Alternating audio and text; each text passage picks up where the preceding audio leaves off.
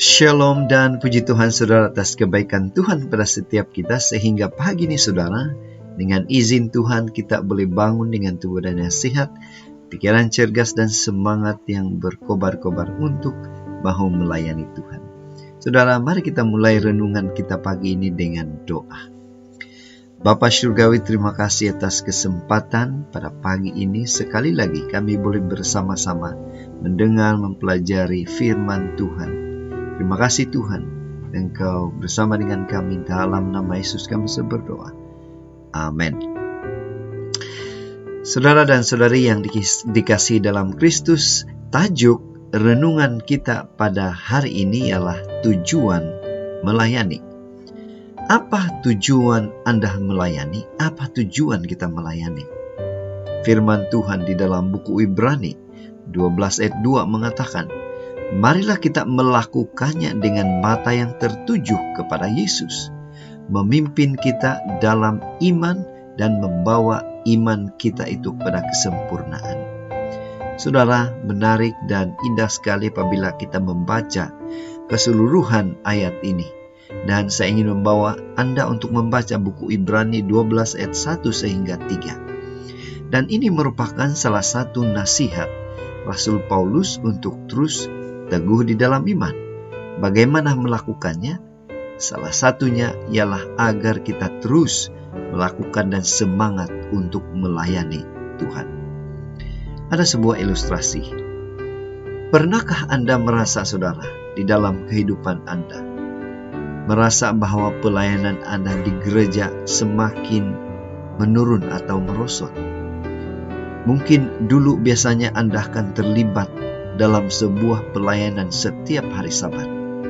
Namun, sudah beberapa bulan Anda bahkan tidak pernah dijadwalkan dalam pelayanan apapun di dalam gereja. Apa yang Anda rasakan? Namun demikian, apabila Anda melihat tidak ada nama Anda dalam jadwal, Anda hanya berdiam diri dan malah berasa beruntung nama Anda tidak tertera sebagai petugas pelayanan ibadah di dalam gereja. Atau mungkin Anda merasa gereja atau pemimpin menganggap Anda tidak layak untuk ikut terlibat dalam pelayanan tertentu. Atau saudara, Anda merasa dan Anda mengeluh karena nama Anda hanya tertulis dijadwalkan sebagai penyambut tetamu sahaja. Saudara, pikirkan, apa kata firman Tuhan tentang perkara ini? Apa yang Rasul Paulus ingin kita pelajari pada pagi ini? Mari kita perhatikan di dalam bacaan kita. Rasul Paulus mengajar kita paling tidak ada dua hal atau dua perkara. Yang pertama, kita harus bertanya untuk siapa kita melayani. Kita melayani manusia atau kita melayani Tuhan? Saudara, tidak ada pelayanan yang kecil atau besar di hadapan Tuhan. Segala sesuatu yang kita lakukan untuk Tuhan, itu berharga di matanya.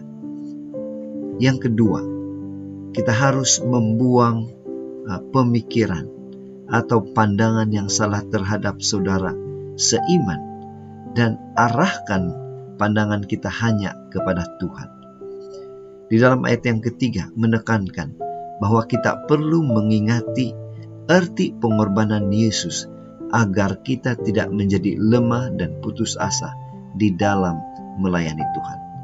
Inilah panggilan untuk kita. Inilah kata Rasul Paulus di dalam firman Tuhan, supaya kita terus semangat untuk melayani.